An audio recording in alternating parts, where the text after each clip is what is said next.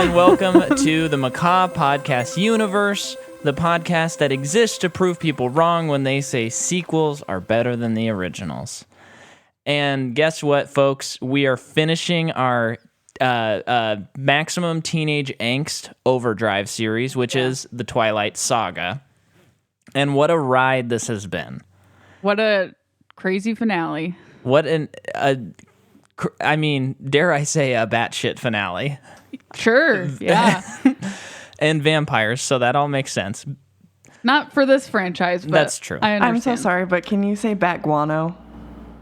Good thinking. Bat guano. Nice. And that is our dear friend, Chloe Lindgren, and she is guesting on this episode today because when we told her we were covering Twilight like a week before we started, there was a glimmer in her eye, just as Edward glimmers in the sun. It's so and true. we thought, we gotta have her on.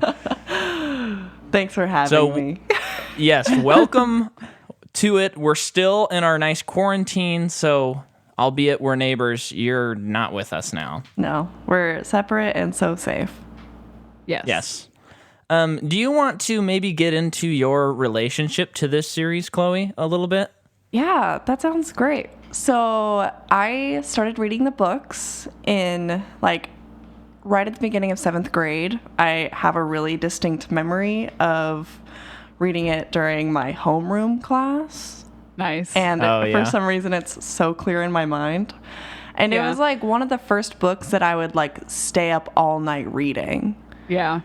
And I remember there was a time where I wouldn't stop reading them. And my family was kind of worried about me over it. Because they knew it was kind of they're darker, they're angsty.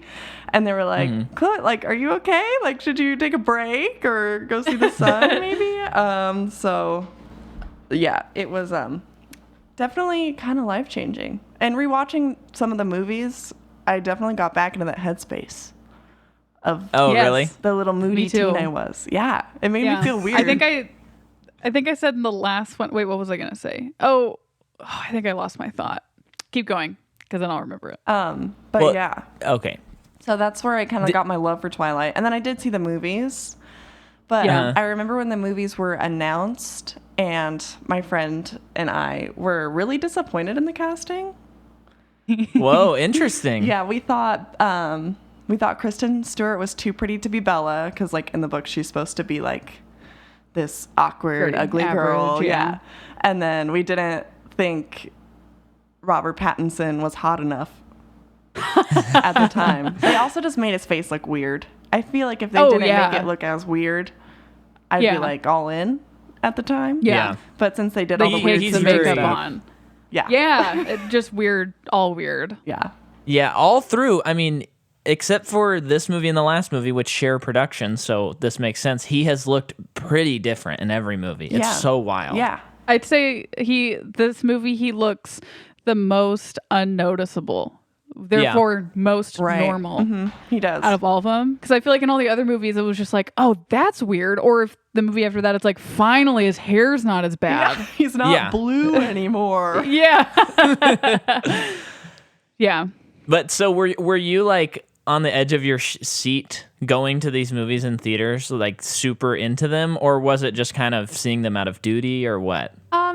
It was more a duty. We were definitely excited. I think the first one came out pretty close to my birthday, and I was oh my gosh, I'm 13. I am going to see this movie.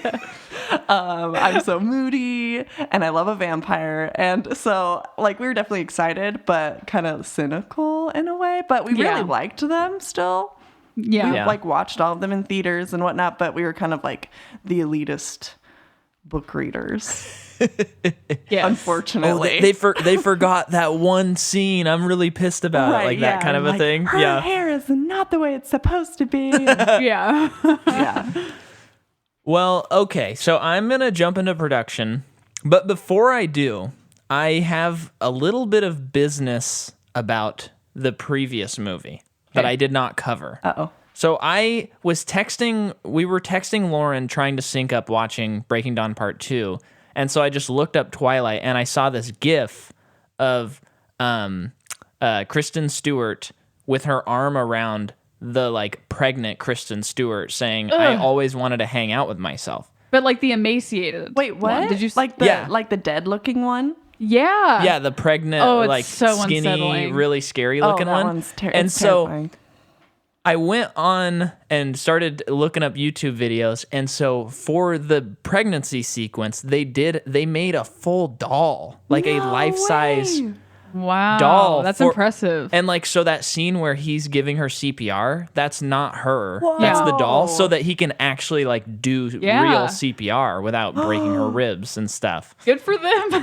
that's great. That's pretty Thing cool. About Twilight, maybe. Some like they classic hard. effects. Yeah, and they did this that shot where she comes back to life. It's like it's kind of cool because they film it the one way where it's the doll. Yeah. And then Wow. they film it the other way with her, and then they morph the two shots together. So it's like, Nice. yeah, which is very cool. I That's thought super that was cool. interesting. Yeah. Yeah. But we're definitely going to be talking about special effects here very baby. soon. Spoiler alert with the baby, I guess. I know. Seriously. Oh my gosh. It was unbelievable. I truly have not seen anything like It's it. horrifying. It's horrifying. There are beautiful children in the world. I don't know why they needed know. to do what they did. And I remember watching it at the time it came out and being like, this looks bad. Yeah. This is off. Yeah, it's And not it's going like, to age well. We were talking about it when we were watching, like, do you know how easy it is to find children and to age them up or down because they're children? Like, maybe you could just get, we talked about, like, have her give birth and the baby is already, like, as big as a 9-month-old. Right. Yeah. Yeah, Just easy. have it- That's easy because Just we a already baby. know that because we know that the baby's like aware and like maturing at a fast rate, so we don't need the effects Yeah. for it. It was too much. We'll put a small pin on that because I got a lot of I watched like a good old fashioned like 25-minute documentary on how they did all that. Oh, I'm excited. brother. So I'm ready to talk about that, but I want to get into the usual, get people back in. So podcast listeners, if you listen to our Harry Potter series, you'll remember that when we got to part 2, I basically said all the same thing. All the same people were involved as part 1 because it's a split production. So they film the whole movie and then they just release them separately and they work on the second half while the other one's being released, all the special effects and editing and reshoots. So this one is no different. It's directed by Bill Condon, produced by Wick Godfrey, Karen Rosenfeld, and Stephanie Meyer, screenplay by Melissa Rosenberg, music by Carter Burwell. Do you want a side note about the music, Jordan? It's awful, and it doesn't stop for 1 second the whole movie. It's the same guy, Same composer. Yeah, because in the last movie I made that comment too. It was just like I don't think the music stopped for a second. Yeah. Because even when it's not the soundtrack, it's it's just like a contemporary song of a band. Yeah, and then when that's done, it's back to the soundtrack. I can't believe the guy is still mowing. So, listener, we're going to power through. If you hear mowing, this guy has been mowing for so long. It's crazy. And what he does, I already explained this to you, Chloe, but I just want the listener to know. He'll do one strip of the lawn outside of our apartment. He'll empty the bucket. Then he'll drive back and do the other strip and empty it. So it takes him, I mean, he's been doing it for Maybe a half he's just hour. trying to make more money. I guess. It's 5:30. He Just should be off the hourly. clock. Yeah. Early mowing. Yeah. So, cinematography, Guillermo Navarro again, and it's produced by Temple Hill Entertainment, Sunswept Entertainment, and distributed by Summit. So, all the same things there. Now we're going to get into the differences. Movie comes out November 16th, 2012. The budget, $136.2 million. It makes $292,324,737 domestically. And then worldwide, the movie makes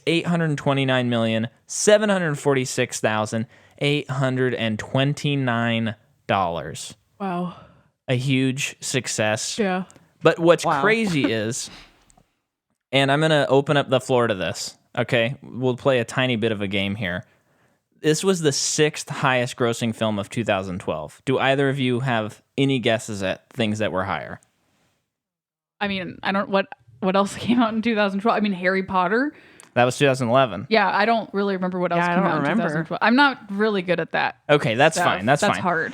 I just thought maybe if you guys had any thoughts. I'm not Griffin, Micah, so move ahead. So the number one movie of 2012 was Avengers, the very first one. Okay. Then number 2 was Skyfall. Oh. Number 3 was Dark Knight Rises. Oh. Okay.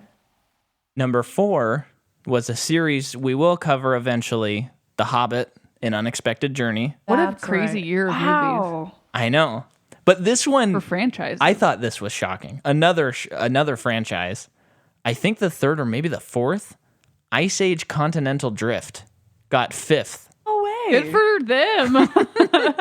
What? Yeah. I've only seen the first one, and I loved it. So I hope the other ones are good. Yeah. Very weird. Yeah. Ray Romano's in it. So That's right. Yeah. Is he the sloth? No, he's the woolly mammoth. Yeah. the mammoth. Who's the sloth? Who is the wanna sloth? look it up. Is it, like this. That's right. Yeah. It's not is Ray it Romano. Buscemi? I don't know. Okay, while you are looking that up, though, well, What actually, is John Leguizamo. John He's in Leguizamo? like a ton of TV shows. Oh, that guy. He's in. He's the guy who fixes John Wick's car in Yeah. the John Wick movies. He's also in Moulin Rouge, Romeo plus Juliet. He's Wow. in like everything. Wow. Okay. He's in a lot of stuff. Yeah, he's in everything. So fear not, fans of Twilight. As of 2017, Lionsgate CEO John Fulheimer mentioned that he's interested in continuing and doing future stories. Huh? No. As of 2017? 2017. Now, I don't know if that'll come to fruition, but they did mention maybe putting together like a writer's room sort of thing and exploring the universe further. What universe? I know. It's over. No, that Well, is pretty shocking, though. Well, and that's like the thing that I think we've run up against. Besides the source material being so poor, this just is not a fleshed out universe. I can't imagine, like Harry Potter, even though we don't like the Fantastic Beasts movies, it makes a lot of sense to go, okay, I mean, it's a pretty fleshed out universe. You can explore a lot. I would argue Right. Harry Potter, because of Fantastic Beasts, over-explains things, and Yeah. Twilight under-explains things because I feel like her writing is just setting up all these things as if it's like, oh, when I write myself into a corner, I can go back to that thing that I didn't complete. That's how it feels. Totally. So now I'm going to read a quote from Roger Ebert. Okay. He said, I've now seen something like 10 hours about these vampires as they progress through immortality, and I'd rather see either version of Nosferatu that many times. I must admit, if you're going to bring the series to a close, Part 2 does it about as well as it can be done. It must be hard for Summit Entertainment to drop the final curtain on a series that has grossed billions, but it bit the bullet, and I imagine fans will be pleased. That is a very respectful review Wow, that really of is a bad franchise. And you know what I gotta say? As far as I can tell, well, maybe I should save the whole thoughts and opinions Sure. of the series Yeah. at the end. Yeah. So let's talk about Wait, what? actors. No, this is still. Yeah, I okay. just had to switch notes because of Oh. how I organized it. Let's talk about the elephant in the room. Oh, the baby. Renesmee. Oh, yeah. The baby. First of all, the name. I even reading Bad. it as like a young teen, I was like, oh, this name's weird. That's stupid. Yeah. I know. I thought the same thing. I was like, probably when I read it the first time, I was like, oh, that's very sweet. Like she's honoring both her mom and Esme. And then it's like, oh, who cares? That's Yeah. just bad. It's just a bad name. Do you think she just Wait, couldn't who's come Esme? up with a better name?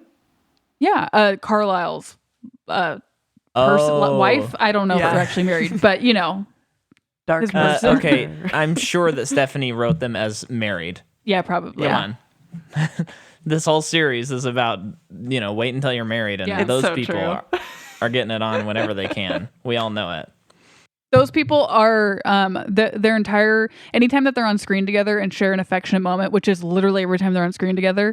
I feel like they are out of a magazine, like a Yeah. Home Oh, yeah. Goods magazine. It's weird. It's just not natural. I don't believe it. No way. Yeah. Well, neither are vampires, Jordan. Good point. Okay. Jeez. Okay, so Bill Condon, the director, right off the bat was like, okay, we got to make some decisions. I don't think we should do multiple actors for the That guy the made series. the decision? He made the decision right Okay. off the bat. I don't want to do it. I want to be able to see this actor from the baby up till she is her actor. Like the actual. Sounds like you're being lazy. Well, I'm no, just because this kidding. is No, way I'm more kidding, work. I'm kidding. Truly, yeah. So then they hired Lola Visual Effects, who did the Captain America visual Yeah. effects, like the shrinking effects. Captain America? Yeah, remember the first Captain America, how he's really Oh, small? I thought of Ant-Man when you said shrinking. Oh, no. Anyway, yeah. They did that, and they did the Benjamin Button effects and the Social Network effects. So they're good. So right off the bat, I just want to say that when we are criticizing these the CG in this movie, I'm not. Who knows how much time they had to do this, and like this is a pretty hard task. But I just want to criticize the fact that it was done at all, because it doesn't make a lot of sense. That I remember. So I was reading an article about 1917 and all of the production of that movie, and the FX guy. So I know I've told you this, but they had to create like new types of flares that have never been done before to get a certain effect. Oh, wow. And I remember there was a quote of him saying, like, in my job, it's really a milestone if you get to do something that's never been done before. Like, he's like, I consider that like crowning achievement as an FX artist is to do something that no one else has done. Yeah. And when we're talking about this baby, and that's all I think about is them doing these effects that no one has ever done before. And it's like, sure, like you can get props for that, like for trying something new. But at what point early on, mind you, was it just kind of like, this looks off, but we're going to push through it anyway because we're tunnel vision now. Yeah. Is it just for the sake of doing That's how it something new? feels. It does Yeah. feel that way. And it just feels like a misguided attempt at trying to portray this weird character. Yeah. That Yeah. as a non-book reader, it confuses me. Oh, yeah. If you read the books, maybe you're like, oh, I get it. She has awareness, and that's why her eyes can move around and stuff when she's a little baby and stuff. But to me, I'm just confused by it, and I don't understand. Yeah. I just don't know why you couldn't portray that with a normal happy baby. Yeah, because if you do that, less people are distracted than if you CGI it and people are ripped out of the moment. Exactly. Yeah. Because any Exactly. moment, anytime you do something that rips the person out of that, what is that called? The Like the Uncanny Valley? no, man, I really am just forgetting everything today. But Oh my gosh, what is that called? The basically, when you're ripped out of the moment and you remember that you're watching a movie, the filmmakers have done a bad job. Like anytime that happens, because you should watch a movie and not think about watching a movie. yeah. But there's a phrase for that. Apparently, I Yeah. didn't get enough sleep because I'm like so off the ball. Okay. But okay, so that's the team. He makes the decision, and how they did this. So it's wild. They had all these reference photos of Mackenzie Foy Yeah. from like when she was a baby and on. So Yeah. they were able to kind of match those up, and then they would have, for example, in the beginning when they have the baby on set. These are things you just never think about, but you can't shoot a baby for 12 hours a day. Yeah. Right. So they'd shoot a baby for a few shots and then they put it down. That baby's done for the day. Then they grab another one and they're like doing that to get through the scenes. So that's really crazy. How long do they need a baby for? I mean, I feel like there's not that many shots. I know that they show the baby a lot. I know that. But it doesn't feel like 12-hour days they're showing that they're showing the baby that much. Well, I don't think we're talking about that. That was just the expression that the guy used in the video I was watching. But you got to think like if they're trying to set everything up and if someone messes up a line and it's a little baby, like how do you do that? So they had multiple babies, and then what they would do is they would then take like the baby CG face that she has that they had reconstructed, and then they would place it on the baby and cover up the baby's normal face. Okay. I mean, that's clear. It's clear that they did that. Yeah. Yes. Extremely clear. It's very weird because the baby has I don't know if you'll agree with this or not, Chloe, but the baby has kind of like a flat look to it. Yes. I was just about, It looks like it's a picture that they pasted on a little bit. Exactly. It doesn't have like any depth. And that's exactly what you said, is they pasted a face on the baby. Yeah. So it looks like what they did.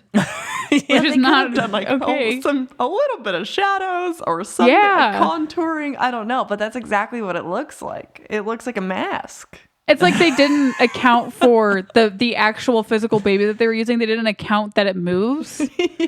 So like when they put the face on it, they didn't like move the face with the tiny little movements of the head. Right. There was no like micro expression. There was no motion capture on that baby. Well, the other weird thing is so I one of the videos that I was seeing, they showed like the effect progressing. So you see like the original baby turning into what the baby is. Oh, but they put kind of, I think one of the big ones for me when I saw them put it all together is the amount of hair on the baby. I think really throws it off. And I know that it's supposed to look older, but there's this weird kind of shimmering effect around it, like this halo effect, and there's just this like clump of hair that doesn't look like it's connected to the baby. Well, they're giving it an unnatural hairline, because remember when she's a little bit older, it's Mackenzie Foy, but they're still CGIing her face because she's not quite as big yet, which that one doesn't make sense to me. I got stuff on that but too. You said that her forehead was like half an inch too big.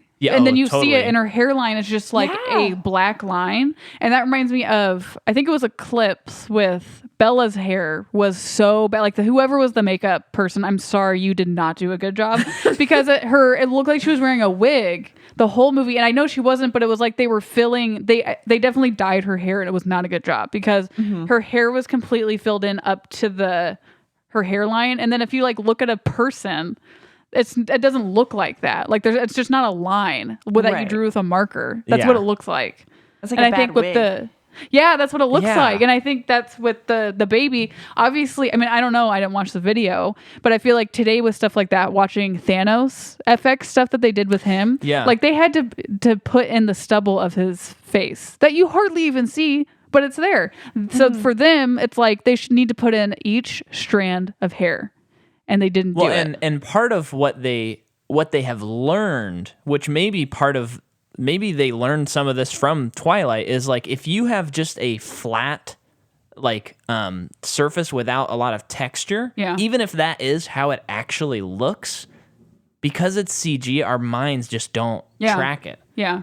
So like with Thanos, they put a little bit of stubble. You don't even notice it in the movie, but it makes it look like a real face. It's very and you crazy. really like in a way shouldn't notice that, if that makes sense. Mm-hmm. And like sorry, I'll just go off forever. But So now I'm going to tell you about how they did the toddler.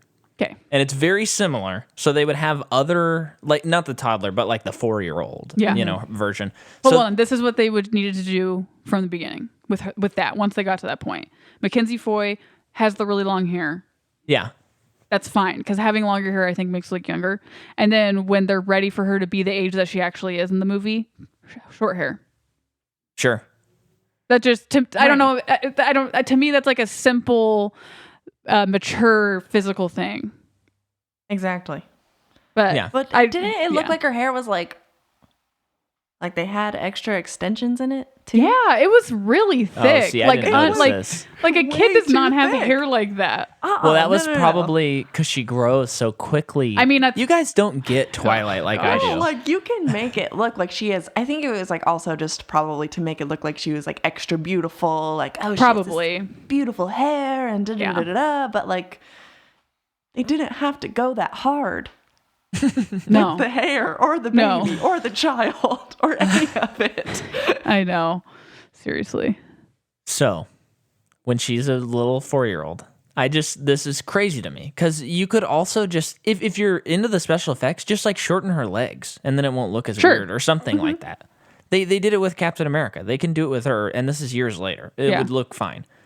But like the scene where she's at the piano, so they would have other actresses play her on set and do the whole thing, and then she would go into a light room, and sit there with her head just like kind of up on a little, like leaning back on a little head holder thing, and she has like the motion capture stuff, and they set up the lights.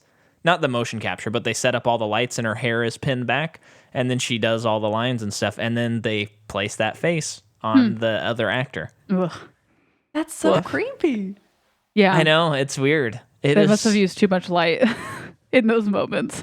Well, and you got to think, like, this is the same team that did Social Network. So they're probably like, we can do this. We did the Winklevoss twins. Yeah.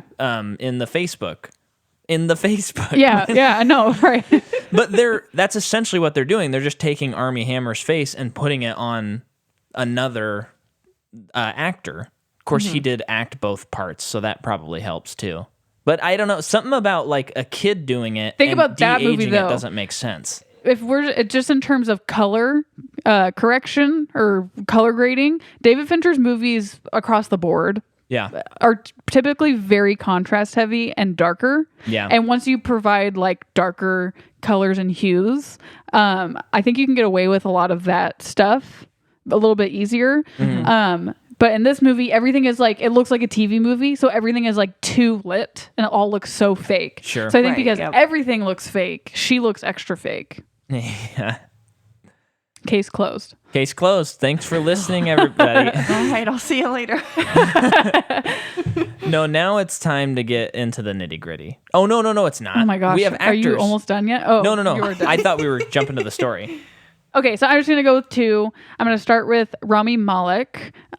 He is one of the, I forget his name, but, I can look. I'm right here. Is it like Benjamin? Yeah. Yes. So he's very normie. Yes, and he's Egyptian, but his name's Benjamin. That's a little bit of a bummer. I mean, I suppose that, Benjamin is like an old biblical name, so yeah, like, you could make that argument, but why can't his name be crazy? You would almost think that it would be like, isn't Islam like a big thing in Egypt right now? Like you think it would be something, it doesn't mean that he's Islamic, but I just mean cultural stuff. Right. But maybe it is like biblical. His it is companion for sure, but vampires, they had like anyway, cool Egyptian names. We don't need to get stuck on this. Rami's a cool name. Just use his name. Okay, so he is an Oscar winner. We have an Oscar award-winning actor in these movies, believe it or not. Thanks for the claps. He played Freddie Mercury in Bohemian Rhapsody, and I would argue the most controversial winning Oscar of Best Actor ever. Oh yeah, it's such a horrible performance. It's crazy. Yeah, but yeah. So I don't want to get too much into that because that could be a whole rant. Apparently, he is also an Emmy Award winner for Mr. Robot, which I didn't know. Yeah. And I have never heard bad things about that show. No, I think I've heard it's pretty cool. He's also in The Master.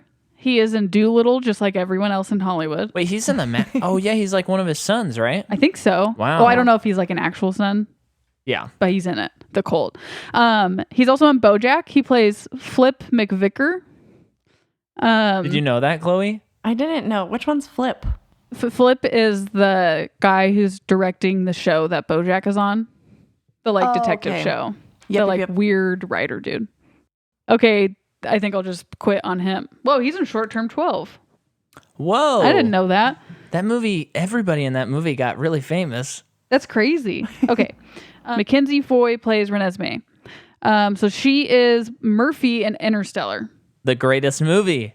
Oh, yeah. No way. Okay. Yeah. They don't do a weird de-aging thing on her, so she finally looks normal. Right. She looks like a human. She's also in The Nutcracker and the Four Realms. The Nutcracker and the Four Realms. And she's also in The Conjuring. Oh, wow. I guess. The first one? Yeah. Oh. Yeah, that's a little spooky. Have you seen that movie, Chloe? No, I refuse. Oh, it's pretty scary. No, I refuse. Nice answer.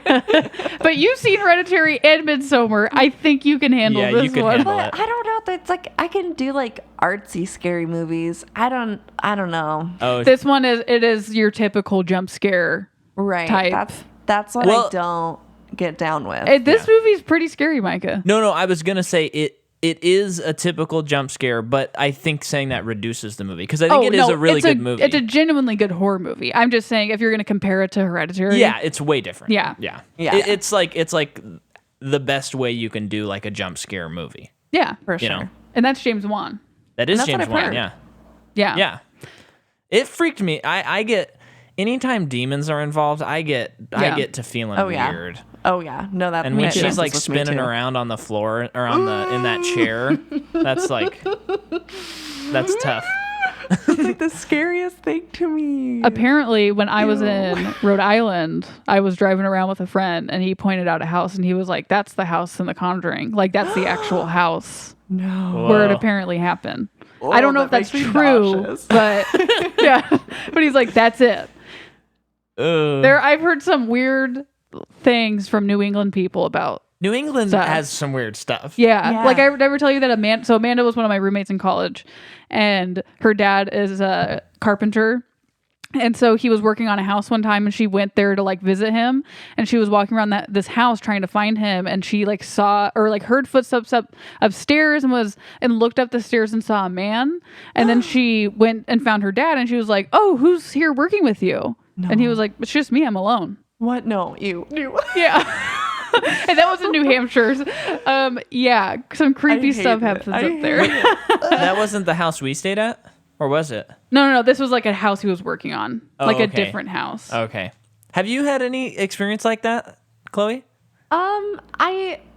There's been some like creepy stuff that happened at my parents' house, but I don't know. Like I remember one time I was in the bathroom and we have like a back door that goes to like this like mud room, I guess you could call it. And there's like a couple of steps that come up. And I heard like really heavy boots go up the steps. And I thought it was my dad because our shop's like out back. So he'll, come in and out. Yeah. And I like came out, but my dad was like in his PJs on the couch. And I was like, were you just outside? And he's like, no. So that was creepy. And also like, That's kind of weird. I don't know. It's weird because like I grew up out in the woods. So a lot of stuff could just be like animals or whatever. Yeah. Right, But that's true. I would like wake up a lot because I've had like this big window that's kind of facing the back of our property. And I would like wake up to stuff like in my window sometimes. Yeah. Like, I remember this one time because I had a cat and she was like growling at something outside. Ooh. And and something was growling back at her and it like looked like a cat, but like we would never see stray cats. And I know what raccoons sound like when they're fighting because I've had raccoons fight outside my window, but just like weird stuff like that. I don't know. Yeah, I grew up in the woods too, and it would just be in bed, laying in bed at night, and just like hearing everything, and just convincing myself that I was hearing someone walking because it was like crunching of leaves when it was probably like a raccoon or something, but just convincing myself it was a person. The first time I heard coyotes yipping when I was growing up, I was terrified because I truly thought, and I was young enough that I was like, oh my gosh, there's teenagers outside my window Teenagers laughing?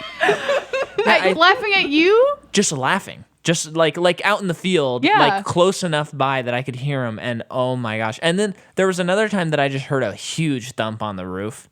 And That's not good. I was so scared, but my dad was like, he was pretty convinced that it was like an owl or something like that that just landed very hard. But all those things are just odd, you know what I mean? Yeah. But there Have was you guys ever heard a fox scream? No. A what? A fox scream. Oh no. It sounds like a woman like being murdered. And there was one behind our house and I didn't know what it sounded like at first. And it would just scream. And I was probably like 16 and, wasn't as scared of weird stuff anymore. And I like woke up my parents because it scared me so bad. But then we found out it was a fox and it was the most terrifying sound. It's just blood. Totally looking this up after. Yeah. That's crazy. Well, there was this other time that this guy kept coming to my window and he would turn into a werewolf. And he was Jacob. And he was creepy to me. Wow, wait a But he was like back. kind of sexy. Yeah. And he was in love with a baby. Yes. Yeah, okay. I know we have. Are you done with actors? Yeah, I'm done. Okay, let's talk about this. Let's just dive in. Because, okay, this series is very problematic and does not hold up into even, I mean, it's only 10 years old, a couple of the movies. And sends a terrible message to young girls. Very, it very messed bad. up my expectations of relationships for Yeah. multiple years. Yeah. I bet. Like, so And just- bad. And I would say, so in this movie, she becomes a vampire. And like, I think that Kristen Stewart had more lines than in any of the other movies in this movie. And she was always like pretty much yelling a lot of the time. So it's pretty much like aggro. Yeah, so it's like I'm a vampire now, and now I have a voice in all of this, and it's like that doesn't make sense to me. One, it was just a bad performance, but two, it's like the past 4 movies. What are we on? This is the 5th. Yeah. Okay, so the past Yeah. 4 movies, she has been quietly codependent on men. Like, Like, I mean, so like meek. obsessed with it, Yeah. and now she just suddenly like has a voice. It should feel in a way empowering because she's now powerful. But it feels uncomfortable. Very uncomfortable. Yeah, it's yucky. It's just yucky. Yeah. The whole thing's bad. Yeah. But we've talked so thoroughly about the problematic nature of her relationship with men in this series Yeah. and how weird and gross it is. But let's talk about how this story has it's a pedophile storyline. Yeah. Am I right? Yeah. Yeah. So Jacob, the werewolf, imprints on Renesmee. And I guess you can't control that or some dumb excuse that's made up late enough to justify this. Right, yeah. And it all feels like male dominance. Oh yeah. Yeah. And it's just so crazy because the whole movie, he's trying to be like, no, Bella, it's not like that. Like, I can't control it. But he's not saying like, oh, no, I won't. I'm just her protector. Like, an easy fix is just to say that imprinting is about protecting and not about Love. Right. Which, like, remember in part 1 that when it happened, they were like, even brotherly love. Like, they threw that in there. Yeah. And I think it was to make people, it was like, don't worry, guys, don't worry. We know. Yeah. It can also be brotherly love. And it's like, yeah, I mean, she is going to grow up, though, at some point. And then it shows that flash forward, which they aged her up. Yeah. Which she is looked wild. awful. But it was kind of cute because the VFX guy was like, we really tried to jump forward, 7 years in her life to see what she would look like. And it's going to be kind of fun in 7 years to see if we were either like really right or really wrong. If it was true, she would be a cartoon character. Yeah. Well, and they what you mentioned is they had like some sort of body double that was a twig, it seemed. She just had like the longest limbs ever. And I think it made it look worse because the face that they pasted onto her, like her face was still a child's face. It was very small. Right. Yeah, it was. It was tiny and she still had that crazy hair. Yeah. It was like it just still the same texture as yeah, the it looked 4-year-old. like it looked less like a body double and more like they just stretched her arms and legs out Ew. with effects. But I just can't get over how weird it is and how that passed the publishers and it passed for the movie. They couldn't have just been like, hey, let's just call an audible and not have that happen in the movie because it's really gross. Yeah. Yeah, they could have done it so easily. It's And Jacob so could have just weird. moved on.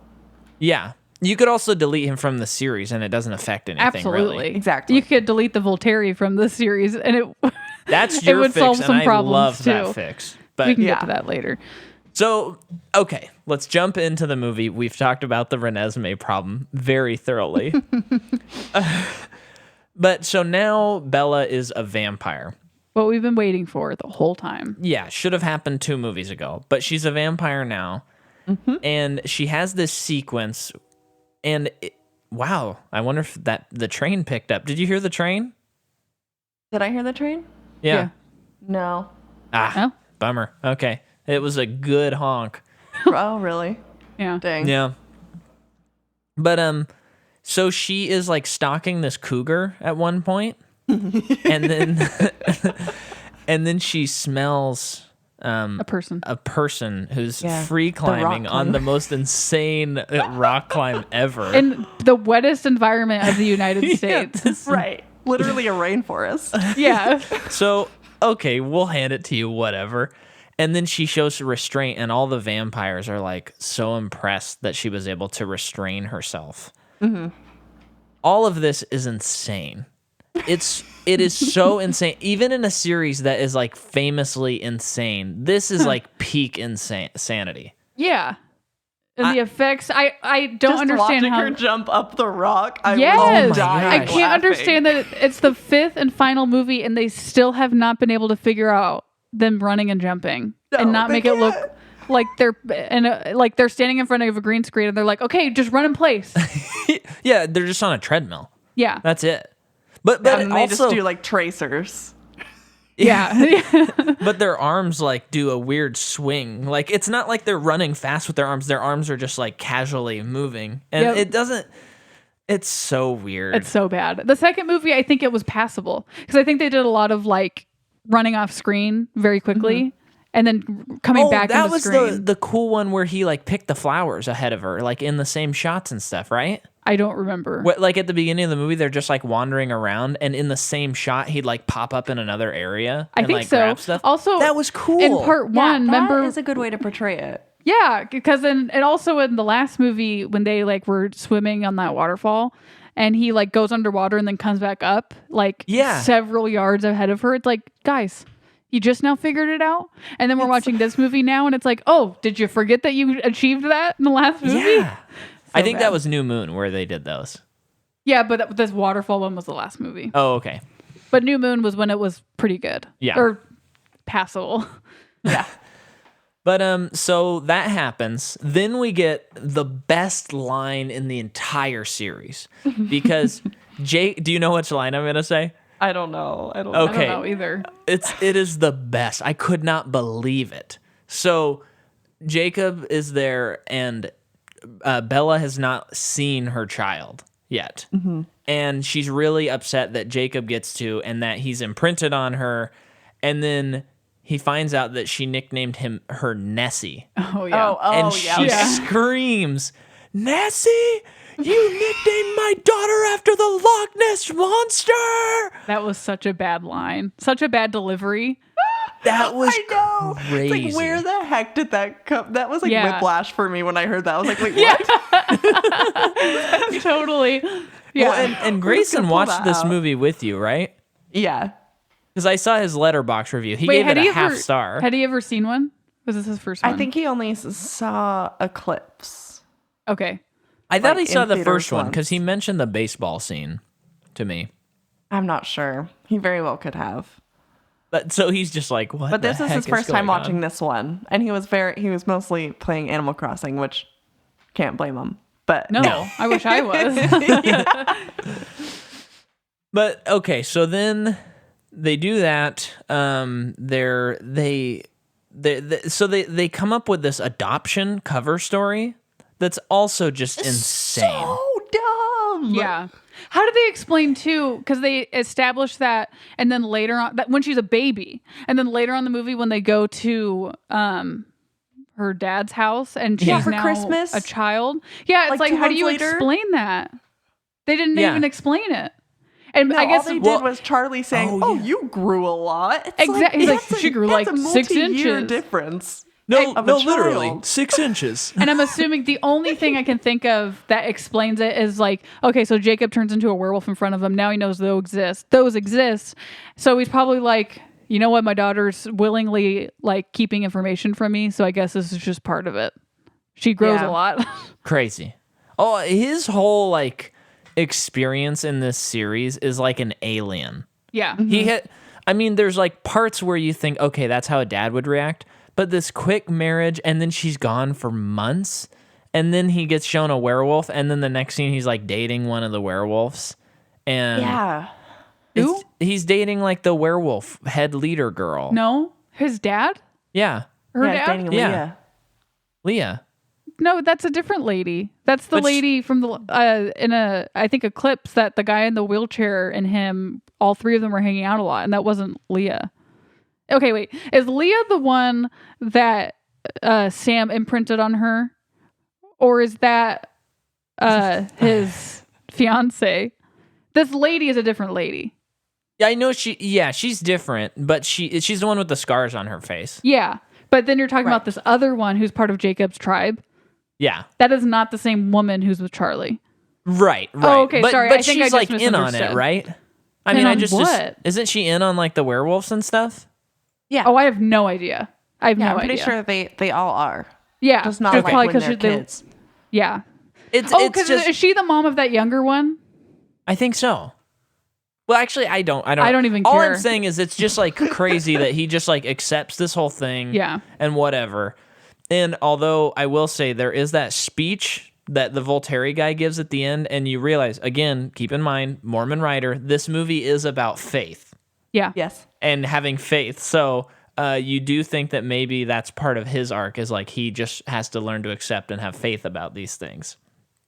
Maybe I'm giving her too much credit. Yeah. And then just a bad illustration of faith. If that's what you're going for.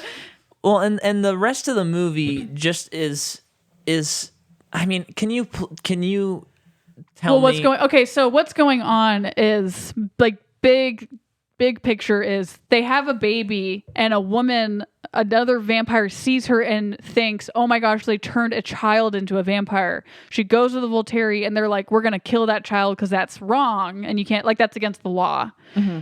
And so the whole time, most of this movie is them trying to get other vampires on the Cullen side to be like, this is not a child we turned into a vampire. This is a half vampire, half human, and we need people to like help plead our case when the Voltaire comes. That's what's going on. The whole movie is leading up to that. Witnesses.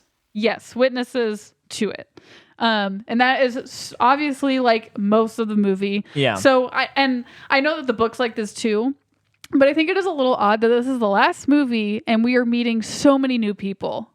Yeah. Sure. Yeah. And I know that like it took them this long, even in the books, for Bella to even turn into a vampire. I know. Because, she's the protagonist and it's all through her perspective. But I feel like she should have been turned into a vampire a way long time ago because it doesn't even make sense why she wasn't. I don't believe Edward when he's like, you wouldn't want it, all this stuff. Right. And then do it a long time ago and then introduce all these characters. Because in this movie, it's just all these people and it's like, do I need to care about you? I have no idea. Yeah, it's crazy. And it would make more sense if, like, they got married. She turns into a vampire. She's introduced to the big web of vampire family. Yeah. Totally. Not like when, here are hundreds of people that are our best friends around the world, and you have no idea who they are, but they want to protect you and your baby. Right. And it's like, and even for the viewer, it's like, who is this? And then I think that they get to some, I feel like there were some parts, I think when Edward was like asking everyone to fight with them when I got to that point. And they're like, he could take any one of us because of all of their special gifts, like even Benjamin, because he controls the elements. And it's like, right. Oh, okay. So that he's important. Sure. Yeah. Okay. Well, I've never seen this guy in my life, but sure. This 30-40 minutes of the movie makes a huge, in my estimation, screenwriting bad move where they'll be like, okay, here's the Amazonians, and then they describe everything about them. They don't show us; they describe it all. Mm-hmm. So we have all this exposition, and then they'll be like, oh, the Voltaire's doing this, and this is this, and this, and then the next scene is, oh, here's Bella. She can do a shielding thing, and they're just they're not showing us they are showing them, but it's overdubbed with people talking. Yeah. And it's like 30 minutes of this training montage where I'm sitting there and I'm going, what do I need to retain from Honestly, this? This is crazy. The whole training montage crap should have been done in the last movie. And I understand if they did that, there would be no part 2 because that's most of this movie. Yeah. But that's just like this. You do that the movie before the big end movie. Oh, yeah. All of the gathering and all of the training and stuff. I will say though, so Bella, her special power is like having defense. Like she can create a force field around her and then extends it to other people. I'm into it because throughout the movies, no other vampire has been able to have an effect on her. They did set that up pretty good. I think that is interesting. Respect on that part. Yeah. And I kind of feel like she got lucky when she figured it out. But I think the easy fix, I mean, there's a lot of fixes if you redo the entire series and just really tear apart the plot. But I think an easy thing to do is just do not split this into two movies. Because Right. this second movie is so filler. Yeah. And have the first movie be honeymoon, pregnancy, and then while the pregnancy is happening, the Volturi is like hearing about this, and then they come and they're at the pregnancy or something like that, and then they explain it and they're like, okay, you can live, you're fine. Something like that. Yeah. Yeah, having Cleaner. watched it like isolated, like just just the last movie, besides the first like two I watched earlier, like a couple weeks ago. Right. I was like, this movie is pointless. Yeah. It's nothing is happening, like literally nothing. And even like trying to remember my experience watching it the first time when I was younger, like I literally couldn't. But I was like, this doesn't need to exist. I don't think. No. Because it's all just like what ifs.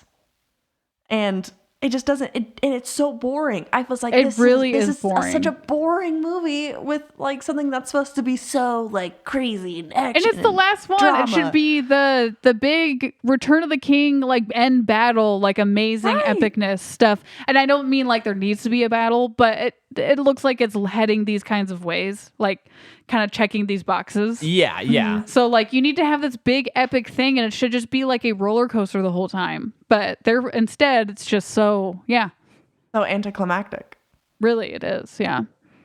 So, a lot of business happens. We don't have to talk about all the specifics, but let's talk about the thing that this movie does that's actually really cool. Okay.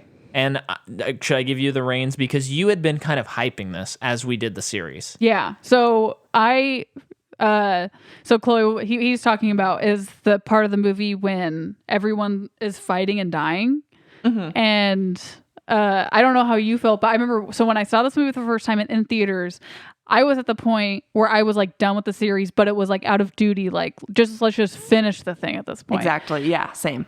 Yeah, so I haven't read the books in like years at this point. And so the movie's happening, and then Alice shows up to the Volturi and is talking to them, and then like Carlisle dies. And I remember sitting there being like, I don't remember that happening in the book. Right. And then it's like progressing and more, and like more people start dying. Like I think Jasper dies. Yeah. And like Edward almost dies, and I'm like, I don't even remember him almost dying. But I'm like, I guess it's been that long. And then there was this woman sitting in front of us as this is going on, and she was just like, holy shit. I think she was like, this doesn't happen. Oh my gosh, I read this last week. Yeah. And I just was like, this is so crazy. What are they doing? And then it's a really long scene, and then it goes back to where like it was just a vision she had. Or the vision that she was showing him. While it's happening, I was like when Carlisle died, I went, oh, that's really surprising. And then people kept dying, and I thought, I don't feel like this series built up to this. I'm pretty surprised. They pulled the wool over my eyes on this one. I did not see this coming. Yeah. Yeah. And then it is very anticlimactic. Which I love that. They like, I'm into it. They had their cake and they ate it too, is what I said last night, because they give you the quote unquote cool battle. And then but for the story, it would make more sense that he comes to his ways and maybe learns something, the Volturi bad guy. And I do really like the fact that at the end he sees that vision of his head getting cut off and everything, and he goes, okay, yeah, not worth it. We're not gonna do it. And you go, way to go, guy. That's cool. Oros or whatever. Arrow. Yeah. So that part of the movie is cool. I gotta give him props for like, and that's kind of a ballsy move. Creative risk on that one, for sure. So I know. I mean, what did you think when you saw that, Chloe? Just like the battle. Yeah, when you first saw it, do you remember if you were like, what? Or anything like that? I mean, I don't remember how I was when I first saw it, but watching it, 'cause I don't remember what happens in the books or the movies because it's been so long. And so watching it, I was like, oh, I don't remember everyone dying. And so like, I kind of had that experience too of just like not knowing what was happening. And I think maybe me just trying to remember kind of like pulled me out of my viewing experience. Or maybe just because it's a Twilight movie. I don't know. Yeah. Yeah. And so I was like, whoa, this is kind of weird. And then so I think like when I found out, it was just like the Vision, I was like kind of disappointed.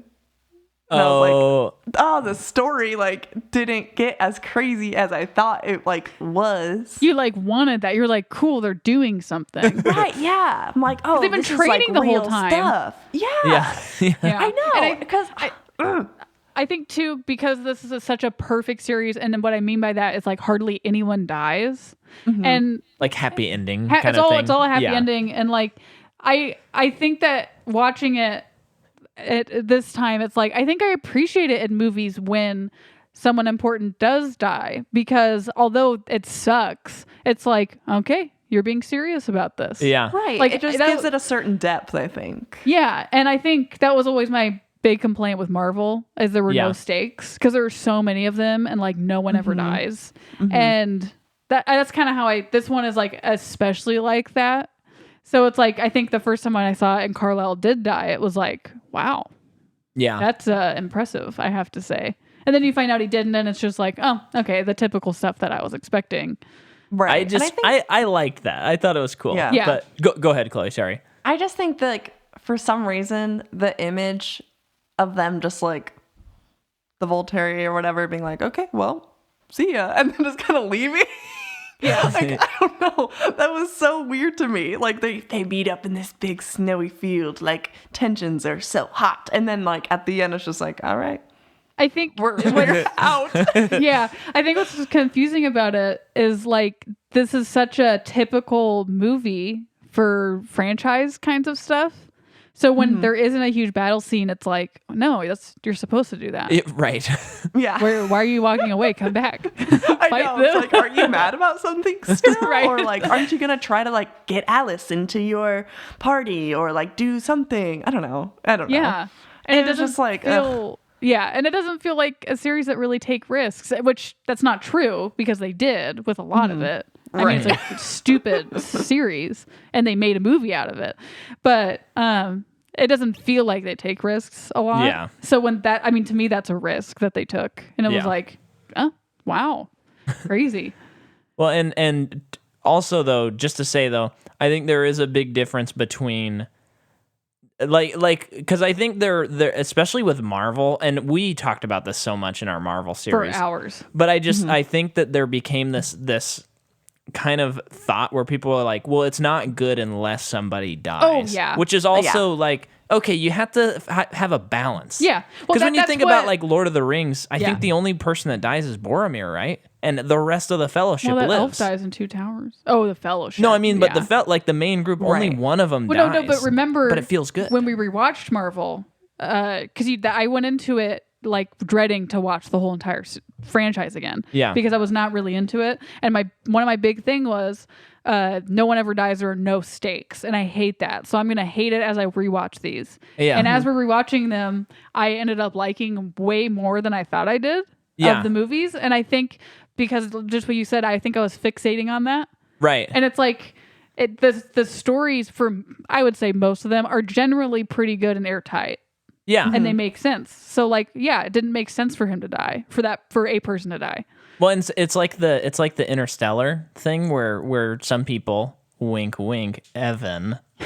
No. I totally get it. A lot of people don't like the ending of the movie because it would make more sense. Like, they think it would make more sense if he just floated off into space, you know? Okay. And I get that. That's what I kind of thought the first time I saw it, but I was like convinced not to have that opinion. But the second time I watched it, I was kind of like, but it's okay for him to live. And I feel like the story to me has a little more impact because he gets to move on and like go to the next part in his life.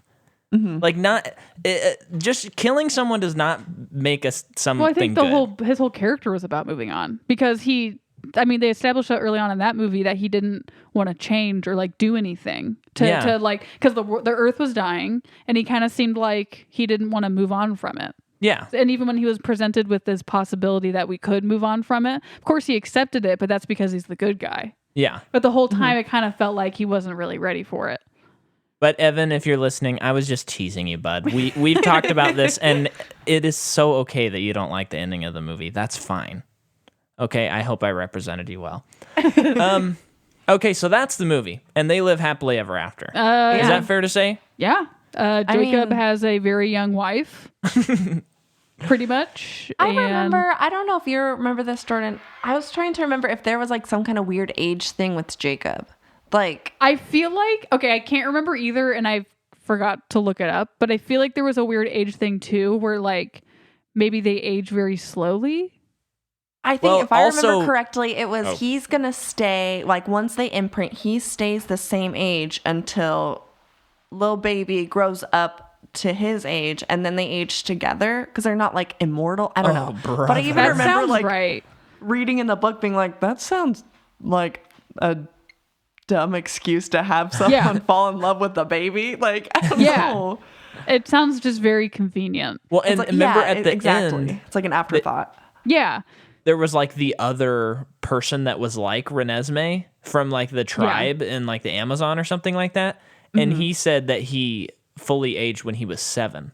Yeah. So I think they were I think that's also like, see, when she's 7, she'll be of age for Jacob. Oh, right. But then he lives like hundreds of years old or whatever. I think so. Yeah. Which is a big I no-no for me. hated at the very end when Edward and Jacob are together and they're talking, and basically it ends with Jacob being like, so I guess I should start calling you Dad. And it's like, so it is a pedophile thing. Ew. You just admitted it. Exactly. It's so gross. You can't okay this world. No. It is not okay to have Jacob be in love with this baby child, even if it's a weird baby child. Here's a fresh out the serious womb. question. Are you Team Edward or Team Jacob? Oh, Team Edward. Of course. Nice. This is a Edward. team Honestly, Edward. when I saw the movies, I was like, Taylor Lautner's pretty hot. Maybe I'll be a little bit Team Jacob, but then I like read the other books and I was like, I just have to have that codependent love. I want someone to like tell me daily that he couldn't live without me. Exactly. I'm like, oh, that's what I need. Yeah. Oh. It's so bad. It's so bad. So, folks, we finished the Twilight saga, but now it is time for what you are all waiting for. We're ranking the movies from our least favorite to our favorite. Chloe, we'll pick on you last so that you can have some time to think. Thank you. Yes. I will go. Yes. Eclipse. Breaking Bottom. Dawn Part 2. Wow. Twilight. Wow. Breaking Dawn Part 1. New Moon. Mine's very close, but I gotta put Breaking Dawn Part 2 as the worst. I thought you liked that one. Part 2, the one we just Oh, watched. Part 2. Sorry. By like a long shot for me. Okay. Then Eclipse. Really bummed me out, man. Yeah, that one was a lot more boring. Yeah. But I think it was like this was not a movie. It was half of a movie. Yeah. So it's just not a good. It's not good. I just didn't feel as bummed out with this one. And then number 3, I would do Twilight as well. Then I would do Breaking Dawn Part 1. That would almost be my favorite, except for the pregnant scene is so gross that it kind of hurt a little bit. Mm.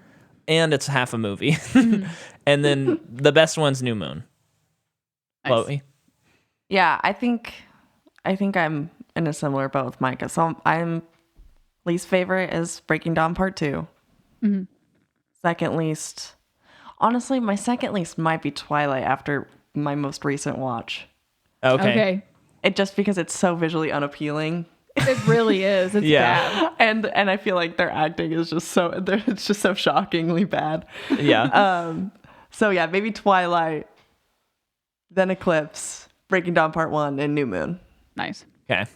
Yeah. This one was so weird too because Jordan and I were actually, this might surprise you, but we were kind of raving about Kristen Stewart's performance in Breaking Dawn Part 1. Pretty much the whole series. Pretty much the whole series except the first movie. Yeah. But she's like doing her job. She's showing up and doing it. Yeah. Right. Yeah. I think she is that character. Yeah. Yeah. I mean, I think most people's problems with it is like the angst and stuff like that, but that's the material, not the actress. Exactly. Yeah. You can't count her for that. Yeah, exactly. But this, it's weird because it's the same. They didn't split up the time that they filmed the movie, as far as I know. So it's weird that in Breaking Dawn 2, I think her performance is pretty bad. Oh, it's so bad. But she's a different person. Yeah, right. she's a vampire. I just don't know if maybe it's just her acting style, or maybe she had a hard time like encompassing Bella and then Bella as a vampire. That's what it feels like. It just like felt like too forced. It really felt forced. It's just like, oh, now she has a backbone. All of a sudden, it took a man literally because it broke changing in the her previous into movie. a different person. I just remembered that scene. Oh God.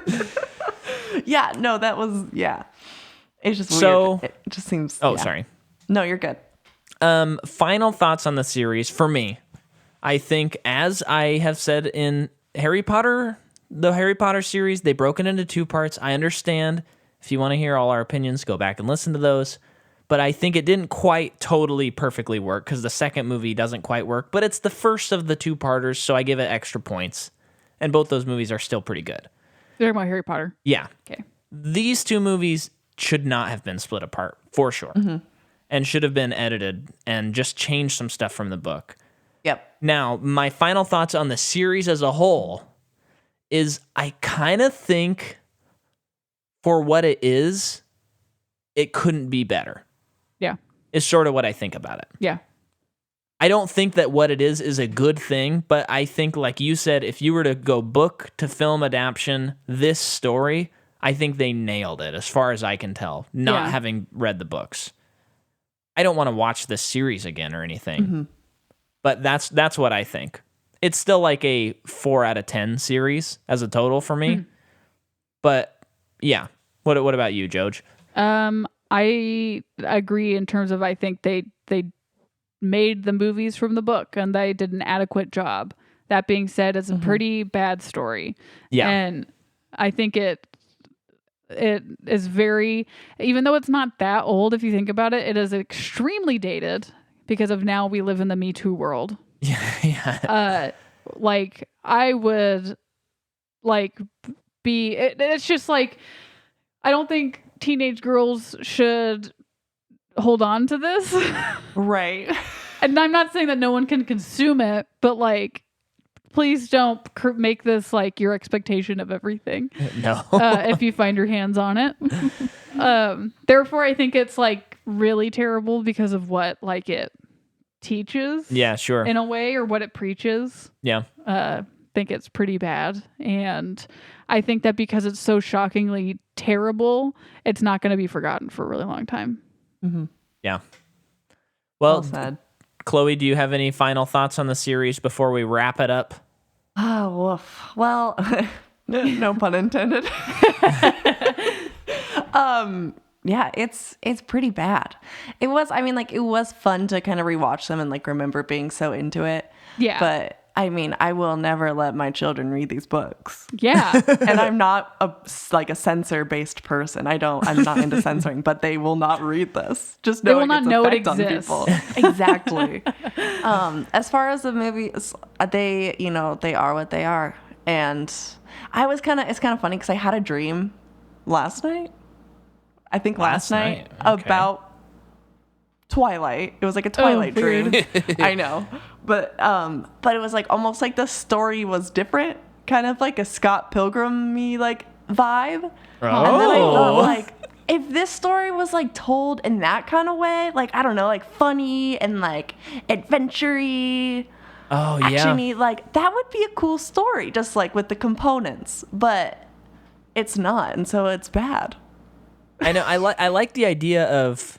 Well, actually, I would maybe like a My Hero Academia kind of take on vampires, where it's like teens in high school and there's vampires, and it's like kind of goofy, but they're like how funny would it be if I know they don't age, but if there was something about puberty and vampires, maybe that could be funny. Yeah, I don't know, like an animated show or something, not a romance novel. Yeah, not like a the Teen Angst Overload, the name of that you guys chose would be so perfect. That's interesting. That's an interesting dream. I know. That sounds woke up and I was like, pretty fun. Yeah, they were like in a getaway car chase or something, and it was like, oh, this is kind of fun. I'd watch that. Were you watching it, or were you in it, or like a third person in it? Like a third person view? I don't remember. My dreams switch, so I'll be like first person, third person, like that kind of a thing a lot. But yeah, I was like, that would have been a way cooler vibe, I think. Yeah. Well, folks, next week we're doing it. We're continuing the young adult novels that have 2-parters, and we are taking on the Hunger Games series. A series in which I have only seen the first movie and read none of the books. So and I think I have seen 2 movies and have not read the books. That's going to be pretty fun and pretty interesting. Wow. Have you read the books, Chloe? I tried and I just didn't like them. Whoa, that's an unpopular opinion. I know. I did kind of try to read them like a little bit after the wave, though. So maybe it was just like, oh, these are popular, like that kind of vibe. But I liked the first movie when I watched it when it came out. Yeah. If I remember it. I think I remember enjoying it, but also like I just totally missed all of it. So it was just like, yeah, I don't really care about anything. Right. I wasn't really invested. Yeah. Well, maybe okay. now you will be, though. Yeah, I guess I'm going to be talking about it. Then 2 more things for me. I guested on a podcast called the Film Rescue podcast, and I haven't actually recorded it yet, but this is in the future. So if you go back to their podcast and download, we tried to fix the movie It Chapter 2. And I'm assuming that it was really fun. I'm very excited to record it because I think It Chapter 1 is really fun and a good movie, and It Chapter 2 is very, very bad, and I have a lot of ideas for fixing it. So go listen to them and check out their podcast and listen to that episode specifically. And then, folks, patreon.com/MicahMcCaw, sign up for that $3 tier if you want to hear What We Do in the Shadows. Jordan and I are going to be covering it after getting this will be our Patreon exclusive episode of this month, because even though it's not a series, we can wash the taste of Twilight vampires out of our mouth with a hilarious comedy. So get your Patreon, little as $3 a month if you want the Patreon episodes. Chloe, do you have anything to plug? No plugs. Wash your hands. Wash your hands. That's good. Well, thanks for having me on, guys. This was really fun. Yeah, thank you. Yeah. What's your handle on stuff? We could tell people that. Chloe maybe on Instagram. Yeah. If you want to see such a good one. Pictures of Olive. And wonderful artwork. And oh, thank you. And that leaf was crazy. Loved that. Yeah. Or the branch. Oh, thank you. Yeah. That was a little olive branch. Yeah, for my so good. Olive. Oh. Thank you. Yeah, trying not to procreate. So Chloe maybe is my Instagram. Cool. Thanks for listening, everybody. We'll see you next week as we what is it that she does? I don't remember. Hunger Games next week. The symbol. Yeah, the symbol. Bye.